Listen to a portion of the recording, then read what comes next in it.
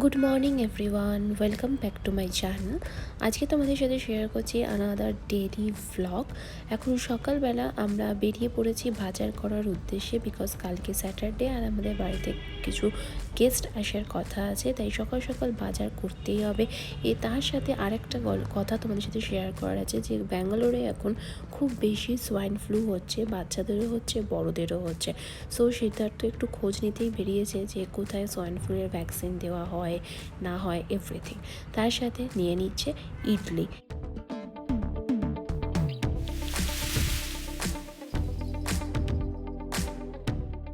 আজকে চিকেনের দোকান বা মাছের দোকান কোনোটাতেই খুব বেশি ভিড় ছিল না, তাই ঝটপটই আমাদের বাজার হয়ে গেছে। আর সবথেকে বড় ব্যাপার, এখানে একটা পাপোশ দেওয়া হয়েছে, মানে আমাদের নিচে যেখানে লিফটে উঠি তার আগে একটা পাপোশ দিয়েছে। ভীষণই ভালো করেছে, কারণ এত ব্যাঙ্গালোরে বৃষ্টি যে কাদা মেখে মেখে না জুতো পরে পরে পুরো লিফট, আমাদের দরজার সামনে সব জায়গায় কাদা হয়ে যায়। এখানে পাপোশ দিয়েছে, আমাদের খুবই ভালো লেগেছে। তো আমরা এখন ঘরে যাচ্ছি। ঘরে গিয়ে এখন প্রধান কাজ হয়েছে মাম্মামকে ভালোভাবে হাত ধোয়ানো। আর এটা আমি তোমাদের সাথেও শেয়ার করছি, তোমাদের বাড়িতে ছোট বেবিরা যদি বাইরে বেরোয় বা নিচে খেলতে যায় বা স্কুলে যায়, যেখানে যায়, যখনই বাড়ির ভেতরে আসবে তখন অবশ্যই এই হাইজিনটা মেনটেন করতেই হবে।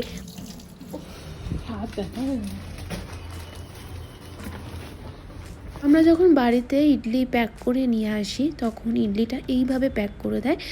ভেতরে একটা পাতলা পেপার টাইপের থাকে, মানে ওটা প্লাস্টিকের মতো, তার উপর ইডলি রেখে ঝাল ঝাল যে কোকোনাট চাটনি সেটা দিয়ে এরকম খবর কাগজে র্যাপ করে সুতো দিয়ে বেঁধে দেয়। মামুনকে যখন আমি ইডলি খাওয়াই তখন ইডলিটা তো মুখে একটু শুকিয়ে যায়, কারণ ওর জন্য তো যে সাম্বারটা হয় সাম্বারটা দেয় না। যে দোকান থেকে আমরা ইডলি পছন্দ করি খাওয়া, সেই দোকানে আবার সাম্বার দেয় না।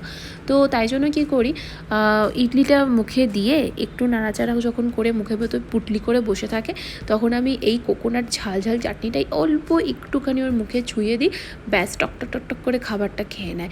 তো এইটা আমার একটা ফর্মুলা, তাড়াতাড়ি করে খাইয়ে নেওয়ার মতো। খুবই অল্প পরিমাণে দিই, যাতে বেশি ঝাল লেগে গেলে আবার খাবেই না, উঠে চলে যায়। মাঝেই চলে গেল ফ্লিপকার্টের ডেলিভারি, তার সাথে দুটো জামা আবার রিটার্নও নিয়ে গেল। যেহেতু সামনেই বেড়াতে যাব, তাই জন্য এখন পরপর ফ্লিপকার্ট থেকে জামা আসছে আর জামা যাচ্ছে। আজকে মাছ কাটিয়ে এনেছি, বাট লেজার পিসটা এতটাই বড় করে দিয়েছে, এখন আমাকে বাড়িতে আবার একবার কাটতে হচ্ছে মাছটাকে। এখানে মাছ কাটার এত গন্ডগোল হয় না, আর ভালো লাগে। এই লেজাটা এত বড় হয়েছে, আবার আমি কোনো রকমে ম্যানেজ করে কাটছি, ভয়ও লাগছে যদি হাতের ওপর ছুরি চলে যায়। তো যাই হোক, হয়ে গেল মোটামুটি কাটাটা। আর সমস্ত মাছ আমি ধুয়ে পরিষ্কার করে যেভাবে আমি কন্টেনারে রাখি সেভাবে নিয়েছি। আজকে বেশি মাছ ছিল না, রুই নিয়েছি, তেলাপিয়া ছিল, খুব ভালো তেলাপিয়া পেয়েছিলাম, বড় বড় তেলাপিয়া। আর সাথে অল্প একটু চিংড়ি মাছ নিয়েছি। চিংড়ি মাছ কী বলো তো, রান্না দিলেই রান্নার টেস্ট আলাদা হয়ে যায়। যখনই যাই বাজারে অল্প একটু চিংড়ি মাছ নিয়েই নিই। তোমাদের আগে বললাম না যে কালকে আমাদের বাড়িতে কিছু গেস্ট আসবে, তো তাই জন্য এরকম বড় বড় চিকেনের লেগ নিয়েছি। তাহলে কি বুঝতে পারছো যে কালকে আমি কী রান্না করব? ঠিক আছে, আমি এখন কিচ্ছু বলবো না, আমার নেক্সট ভিডিও তোমরা দেখতে পাবে যে কী রান্না করব। ফোন দেখা বন্ধ করো, আজকে কিন্তু মামাম খুব বকবে। তুমি খাচ্ছ না, এবার ফোন নিয়ে নাও, চলো দাও, ফোন দাও। No, okay. আজকে মামাম কি খাচ্ছে? Bread toast. One bite, yes, good baby. এটা কে শিখিয়েছে তোমাকে? পাপা। এটা কি বাজাচ্ছ? ড্রাম? হ্যাঁ, এটা ড্রাম বাজাচ্ছ?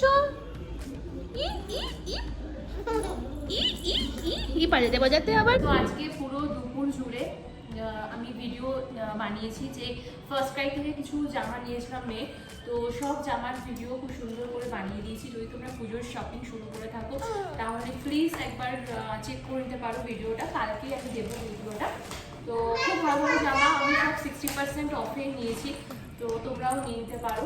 তো সেই জামাগুলো আমি আর এখন বসেছি সব, মানে ওর জামা যেমন করেছি ফার্স্ট ক্রাই থেকে গেছে, আমার জামা কিছু হচ্ছে ফ্লিপকার্ট থেকে।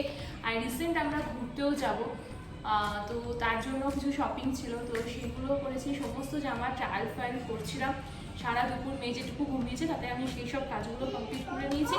আর এখন বসে বসে সব কিছু পাঠ করবো, যেগুলো রাখবো আর যেগুলো রাখবো না সেগুলোও দিয়ে দেবো। করো। এখন শেয়ার করবো ফ্লিপকার্টের জামাগুলো যেগুলো আমি অর্ডার করেছিলাম। তো সব থেকে সুন্দর যেটা আমার লেগেছে এই কুর্তিটা,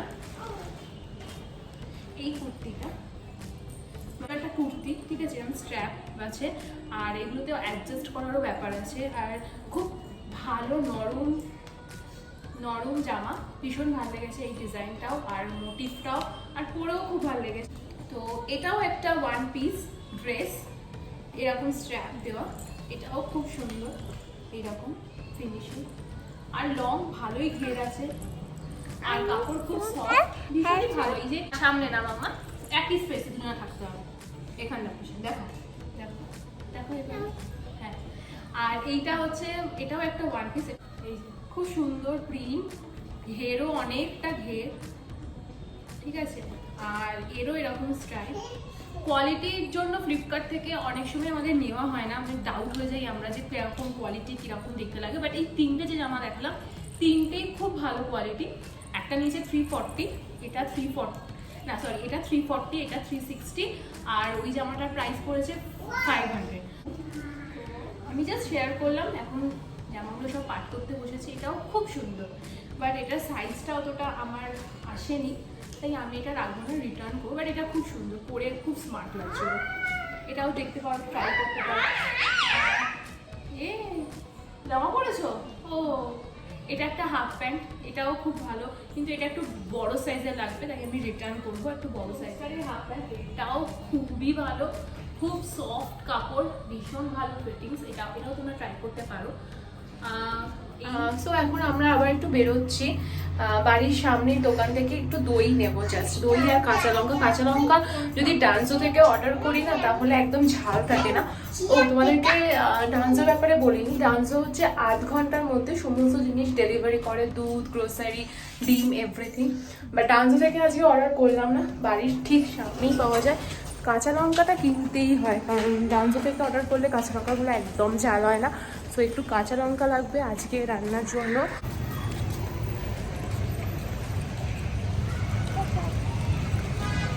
জানিস কোন দিক দিয়ে যাবো আমরা? ও, তুই সব জানিস রে। ওই সামনের দোকান থেকে কিনবো, জাস্ট ফ্ল্যাটের অপোজিটে। চল বাবু। ম্যারিনেট স্টার্ট করে দিয়েছি অলরেডি। আর আমি আজকে বেশি পরিমাণ চিকেন চাপ করব, মোটামুটি 2 কিলো মতো। 6 পিস চিকেন লেগ আছে আমার। আর ব্যাঙ্গালোরে খুব ছোটো সাইজের চিকেন পাওয়া যায় না, সব কটা চিকেনই একটু বড় টাইপের হয়। অ্যাকচুয়ালি চিকেন চাপ বানাতে গেলে চিকেনের লেগগুলো না এই 200-250 গ্রামের ভেতরে থাকলেই খুব ভালো, 200 গ্রামের ভেতরে থাকলেই খুব ভালো খেতে লাগে, টেস্টি লাগে। বাট ঠিক আছে, আমি ম্যারিনেট শুরু করে দিয়েছি। আর এই যে বেশি পরিমাণে চিকেন চাপ করার জন্য আমাদের কতটা পরিমাপের নেব আমরা, তো তার জন্য আমি এই ভিডিওটা আলাদা করে শেয়ার করব যে 2 কিলো মাংসের আমরা চিকেন চাপ কিভাবে বানাবো না করব এভরিথিং। আর যা বানাবো খুব শর্টকাটে, 2 কিলো চিকেন বলে যে আমাদের খুব বেশি সময় লাগবে বা লাগবে সেরকম কিছু না, খুবই শর্টকাটে বানাবো আর একদম রেস্টুরেন্ট স্টাইলে খেতে হবে।